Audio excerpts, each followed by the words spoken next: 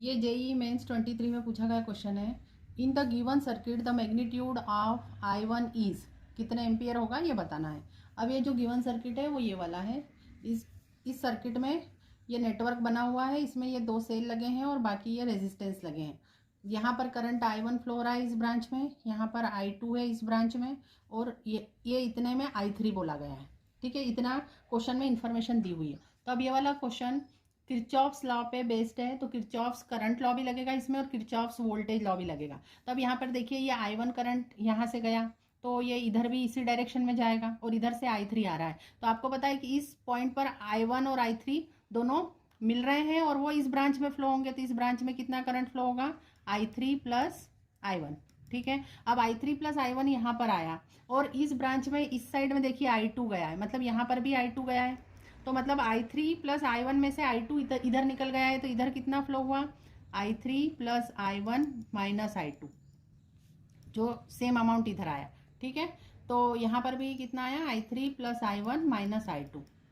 अब यहाँ पर ये आई टू आया, अब इस आई टू में से देखिए यहाँ पर आई थ्री निकल गया है, इधर ये क्वेश्चन में दिया है, तो इधर मतलब आई थ्री गया है, तभी आई थ्री आगे गया। तो आई टू में से आई थ्री इधर निकल गया है, तो इधर बचा हुआ इधर निकला, तो कितना बचा?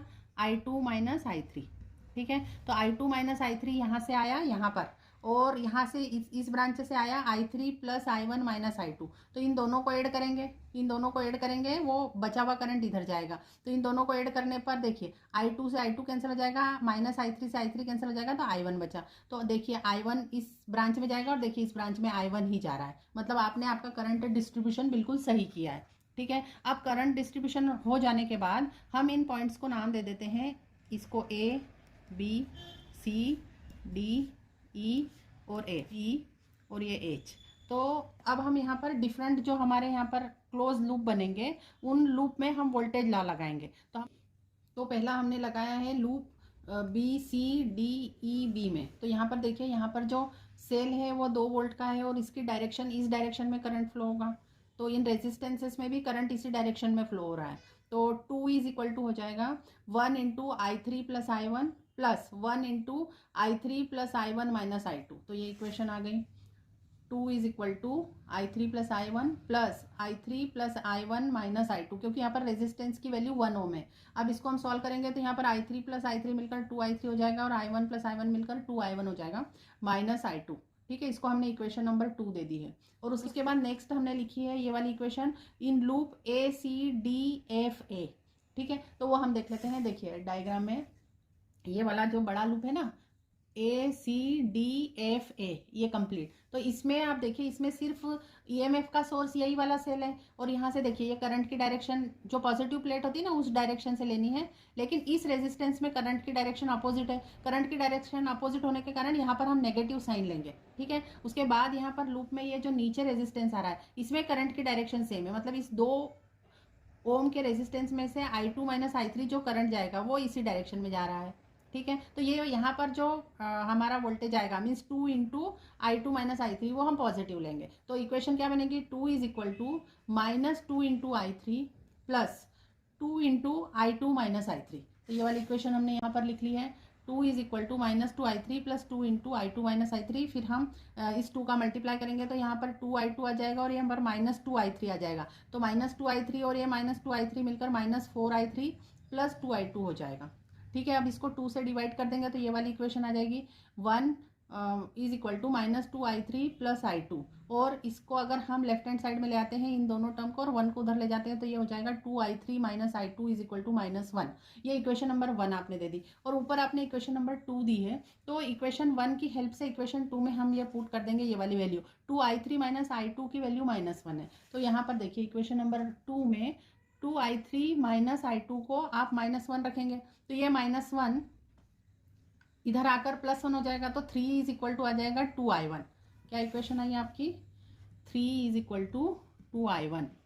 सो आई वन की वैल्यू आपकी कितनी आई? 3/2 एम्पियर। ये आपका आंसर आया। अब ये वाला क्वेश्चन जेई मेंस 23 में पूछा गया क्वेश्चन है जो कि व्हीटस्टोन ब्रिज पर पूछा गया है। If the potential difference between points B and D is 0, the value of x is 1/n Om.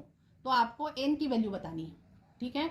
The value of N is, अब यहाँ पर देखिए ये व्हीटस्टोन ब्रिज जैसा सर्किट बना हुआ है और यहाँ पर इन दोनों पॉइंट्स को बी और डी दिया है, इनके बीच पोटेंशियल डिफरेंस 0 है, मतलब V B minus V D का वैल्यू क्या दिया हुआ है आपको 0, ये आपको गिवन है, ठीक है। तो मतलब ये जो यहाँ पर अगर ये पोटेंशियल यहाँ पर ये जो व्हीटस्टोन ब्रिज बन रहा है तो ये समझो P है, ये Q है, ये R है और ये S है, तो ये व्हीटस्टोन ब्रिज बैलेंस्ड है। बैलेंस्ड जब होता है मतलब इन दोनों का पोटेंशियल सेम होता है, मतलब इस ब्रांच में जब कोई करंट नहीं फ्लो होता है तब P/Q is equal to R/S होता है।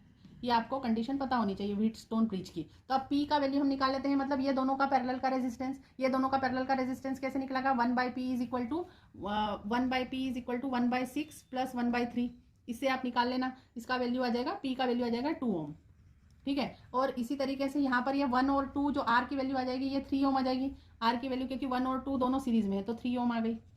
S की वैल्यू X है ही। अब हम Q की वैल्यू निकाल लेते हैं, तो Q की वैल्यू क्या हो जाएगी, 1/Q is equal to 1/x plus 1/1, क्योंकि 1 और x दोनों कैसे हैं, पैरेलल में जुड़े हुए हैं, तो Q की वैल्यू क्या आ जाएगी, Q is equal to x/x+1, LCM लेकर उसका रेसिप्रोकल ले लेना आप, ठीक है। तो इस तरह से आपने PQRS की वैल्यू निकाल ली है। अब ये PQRS की वैल्यू हम यहाँ पर पुट कर देते हैं, है ना। तो यहाँ पर पुट करने पर क्या आएगा, चलिए वो पुट कर देंगे। तो P की जगह आपने 2 लिखा, Q की जगह लिखा x/x+1 और R की जगह आपने लिखा 3 और S की जगह लिखा x, ठीक है। अब आप क्या करेंगे, ये x/x+1 ऊपर चला जाएगा 2 के साथ, तो 2 into x+1 upon x is equal to 3/x, cross multiply कर दीजिए, तो ये 2 इंटू x+1 का मल्टीप्लाई आ जाएगा 2x+2 और इसमें x का मल्टीप्लाई आ जाएगा 2x+2 into x is equal to 3x। अब x का मल्टीप्लाई कर दीजिए, 2x² plus 2x is equal to 3x, 3x को इधर लाएंगे तो -x बचेगा, 2x² minus x is equal to 0, x² minus x is equal to 0, x common ले लेंगे, अंदर बचेगा 2x minus 1 is equal to 0। अब x की वैल्यू 0 नहीं हो सकती, x की वैल्यू आपने 0 रखी तो इन दोनों ब्रांचेस में आपका इफेक्टिव रेजिस्टेंस क्या हो जाएगा, यहाँ पर भी 0 हो जाएगा और यहाँ पर जैसे ही आप x की वैल्यू 0 रखेंगे तो इस 1 ओम को लगाने का कोई मतलब ही नहीं रहा, यही वाला पाथ अडॉप्ट करेगा, मतलब आपके Q और S की वैल्यू बेसिकली 0 ही होने वाली है, मतलब व्हीटस्टोन ब्रिज नहीं बनेगा, इसलिए x की वैल्यू 0 नहीं हो सकती। तो x की वैल्यू 0 नहीं होगी तो ये 2x minus 1 is equal to 0 होगा, जो x की वैल्यू देगा 1/2 ओम। और क्वेश्चन में दिया हुआ है कि x की वैल्यू आ रही है 1/n ओम, तो n की वैल्यू क्या आ गई 2। अब आप मुझे कमेंट करके बताइए कि इस n का यूनिट क्या होगा, ठीक है। Thank you for watching the video. If you are liking our videos, then please subscribe our channel.